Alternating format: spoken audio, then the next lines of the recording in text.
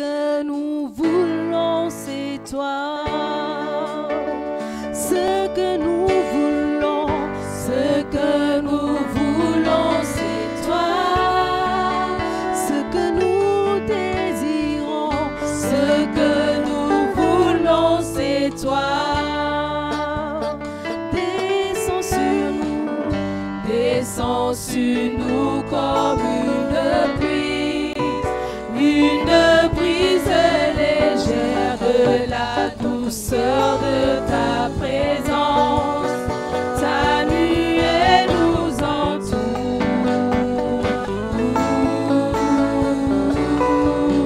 ta nuée nous entoure.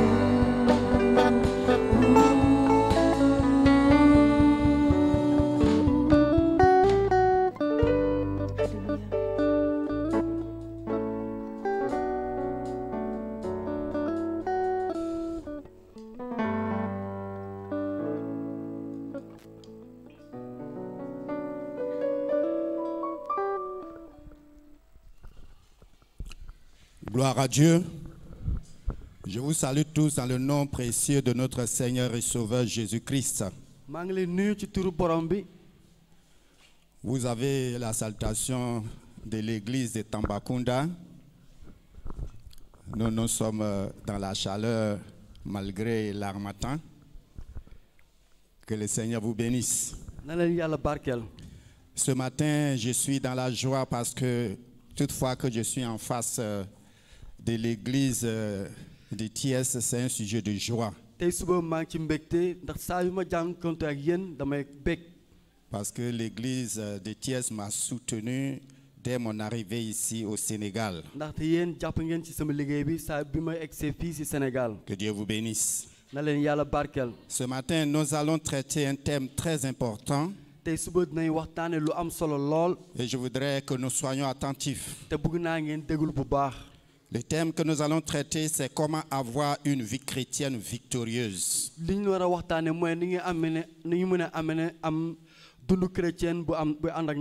Comment avoir une vie chrétienne victorieuse. Lorsqu'on lit attentivement la Bible, le chrétien est fait pour aller de victoire en victoire et non d'échec en victoire. La Bible déclare que nous serons à la tête et non à la queue. Dieu a pour nous un projet de bonheur et non de malheur. Cependant, le constat est clair. Plusieurs vivent le contraire de ce que la Bible dit. D'où la nécessité de savoir comment le chrétien doit avoir une vie victorieuse. Bien-aimé, mon souhait pour vous ce matin, c'est que tu mènes une vie victorieuse. Que tu triomphes dans tous les combats de ta vie. Que tu triomphes dans tous les combats de ta vie.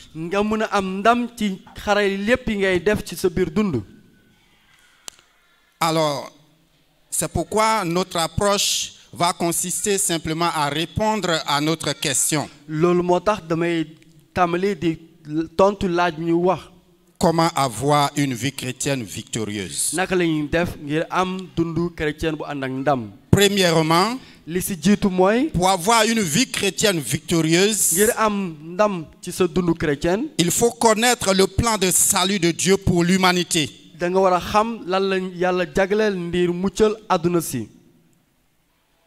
Amen. Amen. C'est là le premier point que nous allons développer. Le deuxième point, il faut résister au diable. Comment avoir une vie chrétienne victorieuse? Il faut savoir comment on résiste au diable. Et nous allons tirer une conclusion. Alors, comment avoir une vie chrétienne victorieuse? naka lañ def ngir am ndam ci seen dundu chrétien. Nous allons prendre Genèse chapitre 3, le verset 15. ñu jël njëlbeen ba.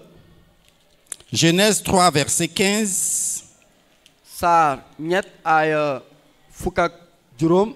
Qui nous dit ceci: te ne je mettrai l'inimitié entre toi et la femme, dinaa def mbuga naa def ngeen bañante yow ak entre ta postérité et sa postérité. ci sa doomi ak doomam yi. Celle-ci écrasera la tête et tu lui blesseras le talon. doomam yi dinañ yàq sa bopp bi yow tam di nga leen gaañ. C'est ici la sentence que Dieu a donnée à Satan. loolu la yàlla wax seytaane.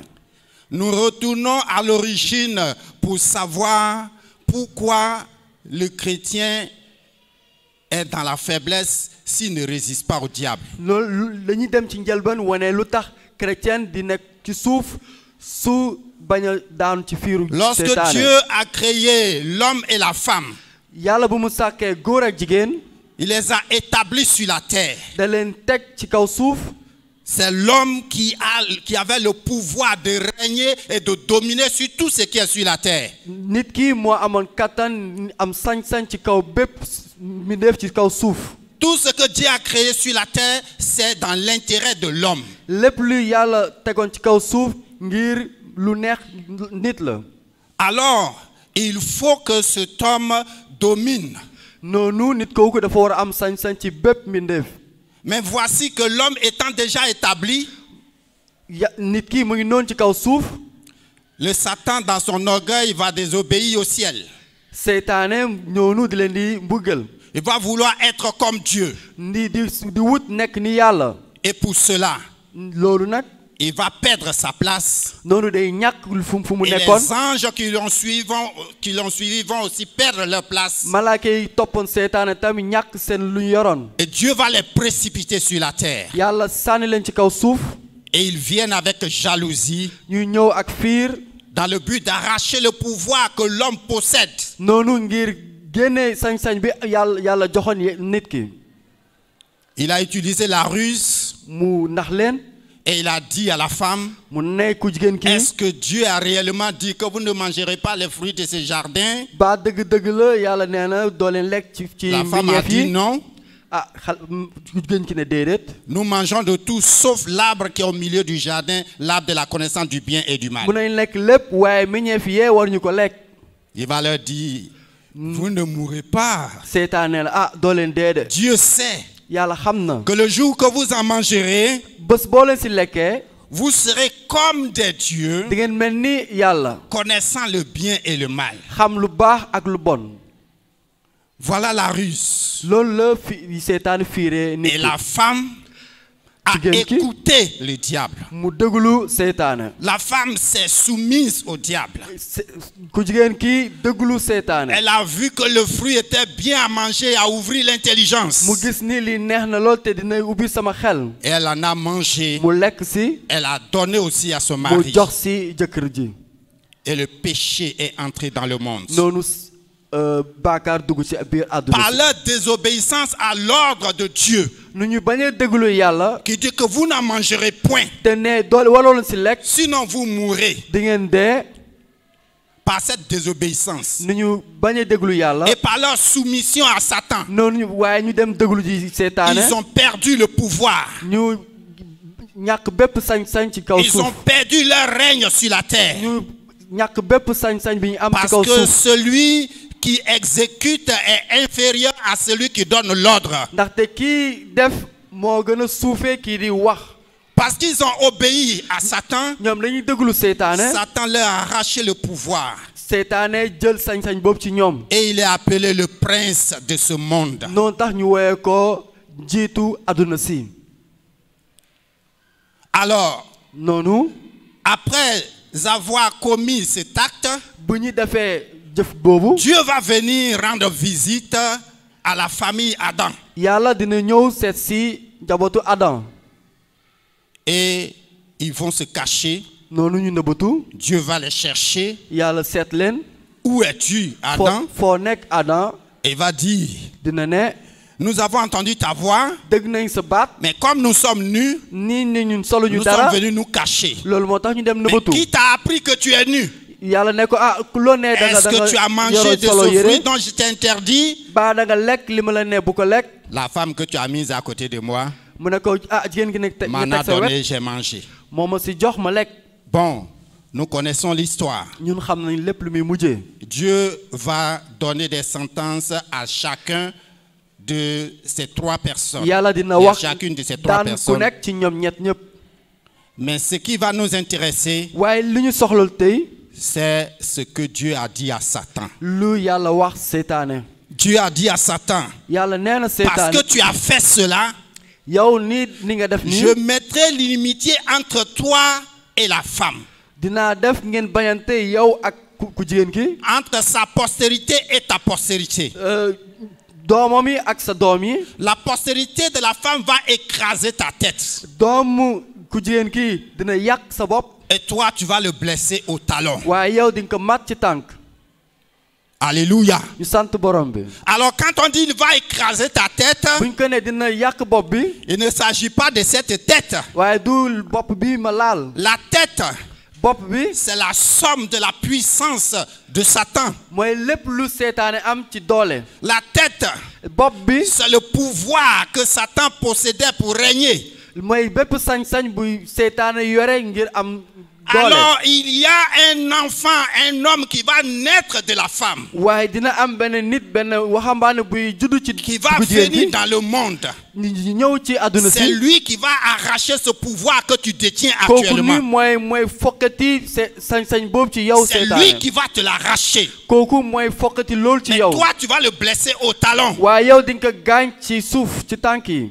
Oui, il a blessé le fils de la femme, Dëgg la la. postérité de la femme, gaañ na doomu ku à la jigéen ki croix du calvaire. ci bant ba ci calvaire ba Oui, Dëgg il la. a envoyé Jésus à la croix. dëgg la yónni na Yeesu ci Il croix a ba crucifié Jésus-Christ. mu daaj ko ci bant ba Mais waaye la blessure du serpent n'a pas été mortelle. waaye gaañu seytaane Parce que 3 jours reyu ko après, ndaxte ñett 3 bés jours après, ñett bés bu si topp la postérité de la femme va ressusciter d'entre les morts. doomu ku jigéen ki Alléluia.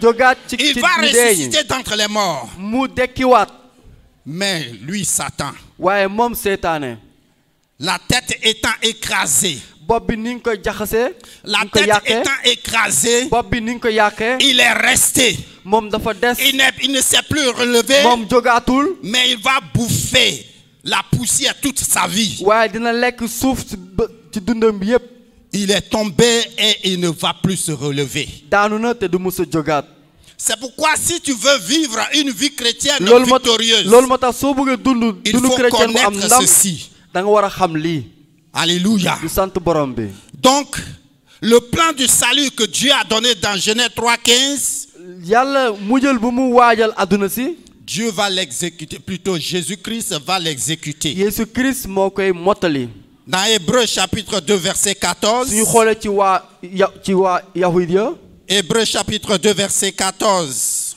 Hébreu saar ñaar aaya fukk ak ñeent il est écrit ceci: bind nañ fa ne Ainsi donc, noonu puisque les enfants participent au sang et à la chair, nag il ci doom yi ci deret bi ak ci yaram la ñu bokk y a également participé moom tam bokk na si afin que par la mort, ndax du deeyam il anéantit celui qui a la puissance de la mort, c'est-à-dire le diable. mu yàq ki am sañ-sañ ci dee mooy seytaane Le texte nous fait sortir des vérités. xibaar bi dañuy wax luy jëm ci ay Jésus dëgg est la parole de Dieu. Yeesu mooy kàddu yàlla Mais pour venir dans ce monde, waaye ngir mën a ñëw il ci va àdduna si incarner un corps. dafa war a juddu Pourquoi il incarne un corps? lu tax mu war a nekk ci yaram Parce que le corps humain est faible. ndaxte yaram nit amul Le corps doole humain est soumis au péché. ndaxte yaram nit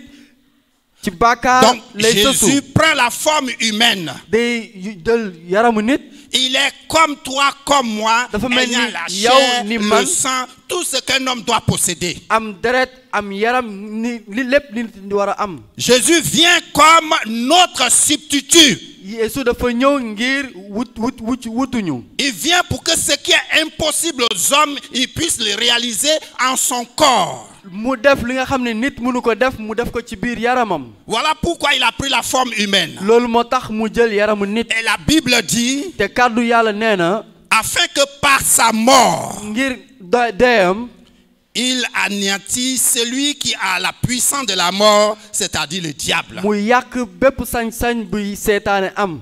Par la mort de Jésus-Christ à la croix, teewu Yeesu ci bant ba. le diable et toute son armée ont été anéantis. seetaane ak ñépp ñu mu àndal amatuñu benn kattan. Alléluia. ñu sant Ils borom ont bi. été réduits au silence. dañ tëj seen gémmiñ yi. Jésus les a vaincus par la croix. Yeesu dafa am ndam ci ñoom ci croix ba. Alléluia. ñu sant borom bi. Colossiens 2 verset 15 nous dit ceci. waa Kolos nee nañu. Il a dépouillé les dominations et les autorités. dafa génn bépp sañ-sañ ci ñoom. Il les a livrés publiquement en spectacle. mu wasaare seen jëf Et il a seen jëf yi. triomphé d'elle par la croix. noonu mu am ndam Alléluia. ci ñoom jaarale ko ci croix Notre ba. Seigneur a été victorieux. sinu njiit dafa am ndam. Il nous a représentés moom moo ñu et il a remporté la victoire. wutu. noonu mu am ndam ci kaw seetaane ak ñu mu àndaloon. Alléluia. ñu sant borom bi. Quand il y a un combat, su amee xarale. il y a une armée. am na ay xaralekat. Il y a le général sur qui tout le monde compte. am na njiit bu nga xam ne ci ñépp moom Quand la le yaakaar. général est vaincu, suñu daanee njiit bi. l'armée xaralekat yi vaincu. ñoom tamit dañ leen daan. l'armée se disperse. C'est xaralekat fini. yépp dañuy daw lépp jeex. Alors Satan, toute seytaane sa puissance a été anéantie par le sacrifice de notre Seigneur Jésus, par sa mort. kattan bu mu amoon yépp yàq nañ ko jaarale ko ci saraxalu Yeesu Christ Qu'en bu mu def. est-il maintenant de toute la hiérarchie, les dominations, les autorités et tout ce que nous pouvons citer? ak lépp lu mu mënta àndal. Ils ont été simplement exposés et livrés en spectacle et ils ont été vaincus. ñoo Alléluia. ñëpp dañ leen daan ñoo ñëpp dañ leen daan. Bien-aimés, il faut connaître cette origine pour pouvoir vivre une vie chrétienne victorieuse. dañu war a xam xibaar bi ndi mën a am ndam ci suñu dundu chrétien. Alléluia. ñu sant borom bi. Voici ce que le Seigneur a fait. loolu la suñu jiit bi def. Il a planifié ton salut. dafa waajal sa Il muccal. a exécuté. noonu mu mottali ko. Alors, pour mener une vie chrétienne victorieuse, ngir mën a am dundu chrétien bu ànd ak il ndam. faut donc résister au diable. dañu war a bañ bépp fiir bu seetaane bi dañuy Alors il tegal. s'enfuira loin de toi. noonu dina daw. Jacques le chapitre 4. Jacques nee na. Jacques chapitre 4. ñu dem ci Jacques saar ñeent. Le verset 7. aaya juróom ñett. Jacques 4 juróom-ñaar. verset 7 nous dit ceci. nee na. Il dit, soumettez-vous donc à Dieu et résistez au diable et il fuira loin de vous. suufaleen seen bopp ci yàlla ngeen dëgëral seen bopp ci kanam seetaane te dina daw. Alléluia. ñu sant Il y a borom deux bi. choses que nous comprenons ici. ñaari mbir lañu war a xam fii. Il dit, nee na.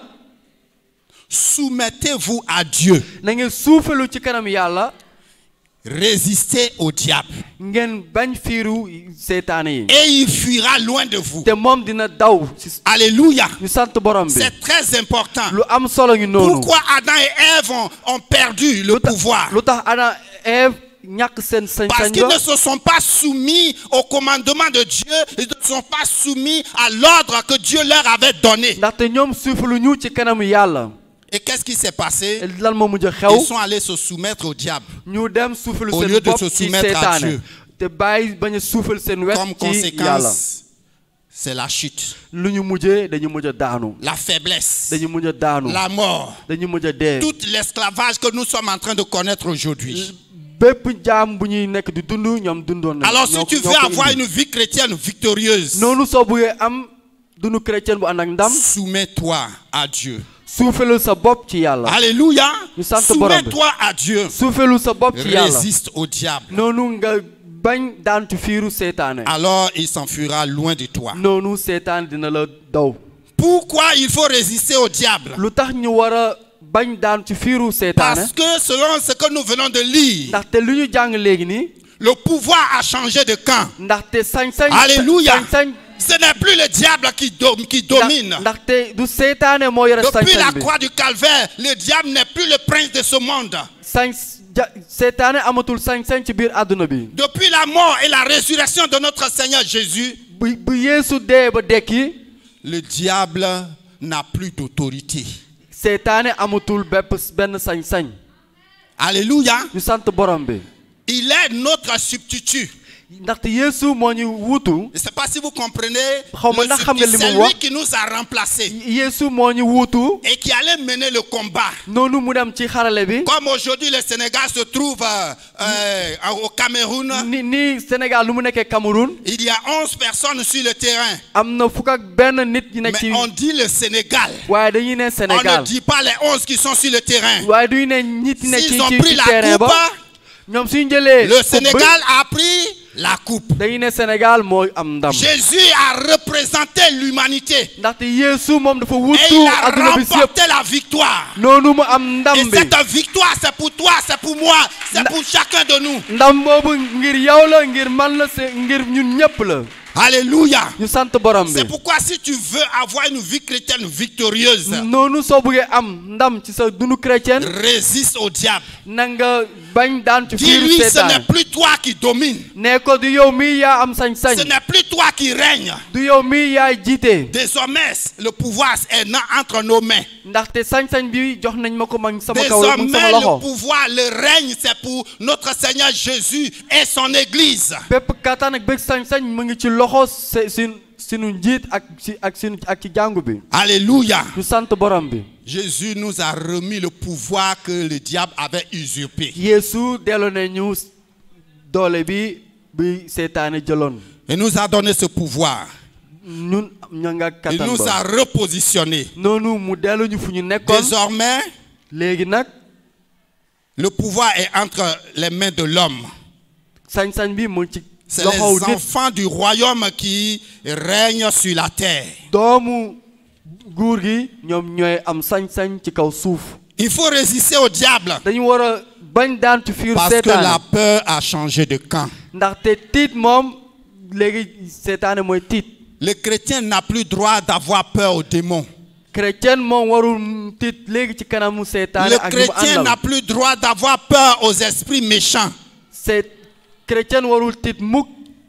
Si tu connais ton droit, soo xamee yow li nga war. si tu sais que maintenant c'est toi qui règnes, soo xamee yow mi yaa am si tu sais que sañ-sañ. désormais c'est toi qui as le pouvoir, soo xamee léegi ni yow yaa am kattan ak que bépp doole. Jésus a vaincu les démons à la croix, ndaxte Yeesu daan la tu leen n'as ci croix plus ba. le droit d'avoir peur des démons. waroo too tiit mukk. La peur se trouve dans le camp de Satan et son armée. ndaxte tiit moo ngi léegi ci seytaane ak ñu mu àndal. C'est pourquoi quand il voit Jésus, noonu su gisee Yeesu. il dit, qu'y a-t-il entre toi et nous? mu ne ko yi lan moo am ci Ne nous diggante yow ak man. tourmente pas. bu ñu mbugal. Le démon pourrait dire aux 7 filles de Séva, seytaane yi mun nañ ne doomu Seba yi. je connais Jésus-Christ. xam naa Yeesu Je Christ. sais qui est Paul. xam naa kan may Mais Paul. vous, qui êtes-vous? waaye yéen yaa leen di kan. Il sait qui est Paul. xam na bu baax kan may Paul Paul. sait que lui, il règne. Paul xam na moom mooy am Paul sait qu'il sañ-sañ. domine. xam na moom moo am kattan. Et quand il donne l'ordre, l'esprit de Python sort à l'instant. su joxee xibaar. seytaane Pourquoi? day Parce génn. qu'il connaît sa position en Jésus-Christ. dañu war a xam fu ñu toll ci Yeesu Est-ce Christ. que tu connais ta position? bàyyi xam nga fi nga toll ci Yeesu. Si tu connais ta position, résiste au soo diable. xamee fi nga toll ci Yeesu da nga war a bañ daan ci fiir seytaane. Alléluia. ñu sant borom Le bi. diable a perdu le pouvoir. ndaxte seytaane amatul benn Il fait sañ-sañ. semblant pour ne pas perdre la face. day naxante rek. Il faut donc lui résister dañu war a bañ daan avec ci une fiiram. foi ferme. ak gëm-gëm bu mot sëkk. Selon 1 Pierre 5, versets 8 et ni 9. ko benn Pierre waxee.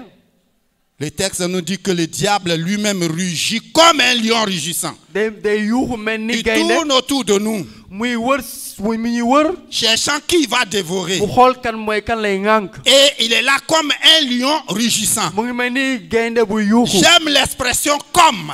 lii neex na ma ñu ne dafa Il mel ni rugit comme. dafa mel ni Mais il n'est pas le lion. waaye du Et gaynde il rugit comme le lion. day yuuxu ni gaynde Alléluia. waaye du gaynde Gloire à Dieu. ñu sant borom Le bi lion indomptable de la tribu de Juda s'appelle Jésus.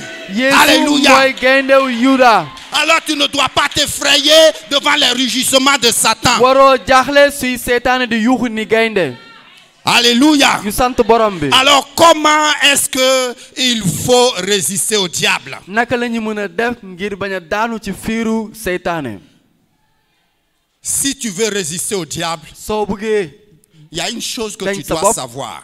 am na benn mbir bi nga war a xam Jean 17, verset 17. ci Jacques Jean 17, Jean, verset aya. 17. Lorsque le Seigneur intercédait pour son peuple, bi Yeesu di ñaanal ngir quand il bokkam yi priait pour ses disciples, bu muy ñaanal ndawam yi il a dit, sanctifie-les par ta vérité. mu ne nga may leen Ta sellaay parole est Ja- la vérité. jaarale ko ci sa dëgg Alléluia. ndax sa kàddu mooy Retenez bien dëgg ceci. dëggu leen loolu bu Ta baax parole est la vérité. sa kàddu mooy dëgg Il faut se soumettre à la parole de Dieu. dañu war a suufalu ci C'est ce kàddu que yàlla Dieu dit loolu la yàlla qui est wax la vérité. lan mooy dëgg Ce que le diable met dans ton cœur. li seetaani dugal sa Les xol événements que tu traverses. jafe-jafe yi ngay jànkonteel Les maladies démoniaques. feebar yi ngay am Les problèmes que tu traverses.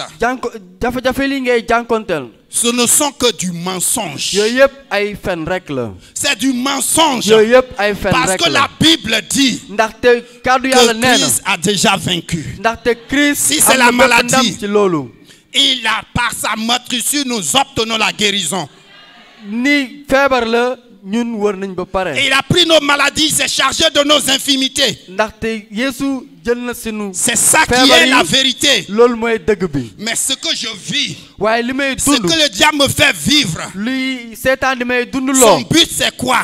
lu mu bëgg mooy Me pousser au regret, mu may ne may me rëccu pousser à l'abandon du combat, may bañ a xarale me pousser au désespoir. muy bëgg may bañ a nangu C'est pourquoi je dois désobéir à cela. loolu moo tax ba war ma nangu loolu Je dois dire au diable, war naa ne seetaane moi, man je ne mii vais pas renoncer. du ma bàyyi mukk Ce que je vis, c'est du mensonge. li may dund du dëgg Et je dois utiliser des paroles qui correspondent à la circonstance et qui repliquent au diable. war naa jëfandikoo ay kàddu yu wax ci loolu di tontu tamit seytaane Mais si tu obéis au diable, waaye sooy dëggulu seytaane il va t'arracher ta joie. day dindi sa mbégte Il va t'arracher la paix. day génne mbégte ci yow Il va t'arracher le bonheur. day génne sa jàmm ci yow Il va amplifier ba pare nag mu cette yokk pensée qu'il a mise en toi. ba pare mu yokk Il xalaat bu va mu def les ci yow amplifier au point qu'il va arriver à t'assujettir. da koy yokk ba mu def la jaamam Parce que ces pensées se développent très rapidement. ndaxte moom xalaatam day gaaw a fulu Oui, tu peux être un leader vocal à l'église. mun nga nekk jiite ci chorale ba Et puis tu formes ceux qui sont à côté de toi. noonu ngay tàggat ñi Et nekk à sa un wet moment donné, il y a un qui émerge. waaye benn bés rek am na kuy ku Et nekk tout le monde ku commencé l'apprécie. jóg ñëpp di koy di wax ci moom Et maintenant le diable dit, noonu seetaan nee la tu vois, c'est toi-même qui l'as formé. xoolal kii yaa ko tàggat Aujourd'hui, c'est lui qu'on apprécie, on ne te regarde même pas. léegi nii moom sax moom la ñuy tàccu te kenn Tu ne peux xoolutu pas la rester comme ça. munoo def Il munoo faut toog que tu noonu agisses. da nga war a def dara Quelle sera ta réaction? yow nii yow nag ngay xalaate La loolu parole de Dieu, tu dois l'utiliser et lui dire, arrière de moi, Satan. kàddu yàlla nga war a jëfandikoo Alléluia. nga ne jaaral fii seetaane Je n'accepte pas la division. nan du ma nangu Je n'accepte pas la division. du ma nangu Je n'accepte pas Khadjalo. la jalousie. du ma nangu fiir Ça ne fait pas partie de mon langage. loolu bokkul ci samay wax Alléluia. ñu sant borom bi. Résistez au diable et il s'enfuira loin de vous. nañu bañ a daan ci fiiru seytaane te dina Comment daw. il faut résister? Il faut rejeter les pensées du diable. naka la ñuy bañ a daan ci fiir. Il met ses bañ pensées a dans notre nangu cœur. waxu seytaane. Mais ce qui est très bon, waaye lu baax mooy. le diable ne connaît pas notre réaction. waaye seytaane xamuñu ñun nu ñu Il war envoie la pensée. moom day yónni Il xalaat bi. attend ta réaction pour voir si tu as accepté muy ou xalaat, si tu as désobéi. muy xaar ndax yow di nga ko nangu wala Il di ne nga ko sait bañ. pas quelle sera toi ta réaction. waaye xamul yow fooy mujjee nooy Alors def. si tu lui désobéis, waaye soo bañee ci il est lu mu wax découragé. moom du. mais si tu obéis, ne waaye serait-ce que soo pour nangu quelques secondes, waaye tuuti rek il va amplifier la chose. noonu da koy gën a ful. Et désormais, tu vas mal regarder ton frère. di nga xool te doo xool bu baax. Tu ni vas nga war a mal regarder xoolee ta sa sœur. mbokk bi. Tu ne peux pas pardonner. doo mun a baale. Bien-aimé, sama soppe yi il faut pardonner. da ngeen war a baale. Il faut dire, je refuse de garder rancune contre mon da ngeen frère. ne damay baale du ma bañ Je a baale mukk. rejette les ressentiments. damay bañ Ça ne vient pas de am Dieu. xalaat yi bon. Bien-aimé, sama soppe yi toutes les pensées xalaat yépp qui nous arrachent notre paix, nga xam ne dañuy dindi. qui nous enlèvent Sunu jàmm. notre joie, bi nga xam ne day ne dindi viennent pas de sunu Dieu. mbégte. jógewul ci Alléluia. yàlla. jógewul ci Alors yàlla. pour cela, il faut résister au diable. loolu moo tax ngeen war a bañ daan ci fiiru seytaane. Alléluia. ñu sant borom Il bi. faut résister au diable. dañu war a bañ daanu ci fiiru seytaane. Le diable se vante de beaucoup de choses. ndaxte seytaane moom day fëgg dënnam. Mais ci mbir yu bëre. il y a la parole de Dieu correspondante pour le désarmer. waaye kàddu yàlla am na ci bépp jëfin ngir dindi xalaat yi mu teg ci ñun. Comment il faut résister au diable? naka la ñu war a bañ daan ci fiiru Il faut seytaane. connaître la parole de Dieu. dañu war a xam kàddu yàlla. Philippiens 4, verset 8. Philippe ñu dem ci waa Philippe. Philippiens 4, verset 8 nous dit ceci. aya ñeent.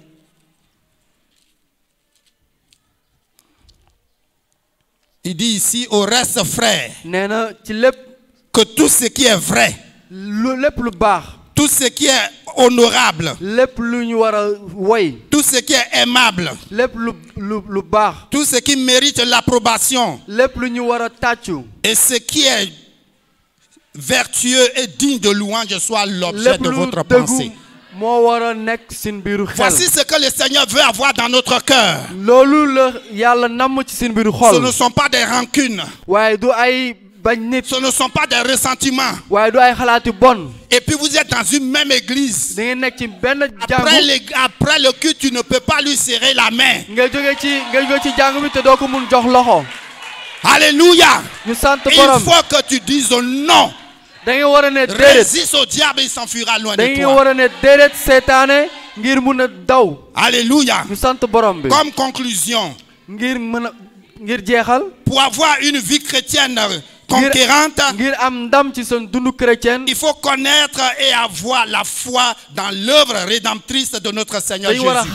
xam tamit am gëm ci musalu Jésus ci àdduna bi. Il faut savoir que Dieu t'a donné le pouvoir xam ni yàlla jox nañu bépp de sañ-sañ. marcher sur les serpents, dox ci kaw jaan. de marcher sur les scorpions di dox ci kaw jiit. et de marcher sur toute la puissance de l'ennemi. dox ci bépp Et rien ne sañ-sañu pourra te nuire. bépp doolewu seytaane. Alléluia. te dara duñu mën a dal.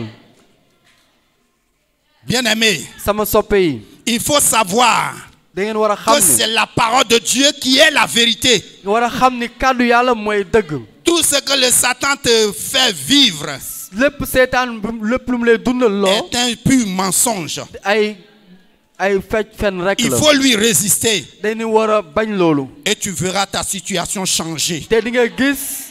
Oui, Sa tu jafe-jafe verras yi ta soppeeku. situation changer di nga gis sa parce jafe-jafe yëpp qu'il sera soppeeku. découragé. ndaxte moom dina dootu mun def Malgré dara. tout ce qu'il a dit, ak lépp lu mu mun ta wax. malgré tout ce qu'il a fait, ak lépp lu mu mun ta tu def. lui résistes. nga bañ loolu. Avec la parole de Dieu à ak l'appui, kàddu yàlla. il est ci yow. découragé noonu. et il fait day daw. demi-tour. noonu mu Alors daw. tu iras de victoire en victoire. noonu dina tax nga dem ci ay ndam ak ay ndam. Alléluia. ñu sant À borom bi partir de ce moment, tu iras de victoire en victoire. noonu di nga dem di nga am ndam ak À ndam partir d'aujourd'hui, veille sur ta pensée. tey nii pareel di xool ci say xalaat Rejette les pensées qui ne viennent pas de Dieu. bañal xalaat yi nga xam ne jógewul ci yàlla Et que tu mettes en pratique Philippiens 4, verset 8. noonu nga dundee waa Philippe aaya ñeent Alors, tu Non, es non. déjà le dominateur de ce monde. Tu as déjà le pouvoir dans ce monde. Tu es le Fils de Dieu. Tu as Non, non. tout le pouvoir pour am régner sur nga la terre. bépp sañ-sañ yow yaay doomu yàlla am nga bépp sañ-sañ Que le ci Seigneur kaw vous suuf bénisse. si Amen. na leen yàlla barkeel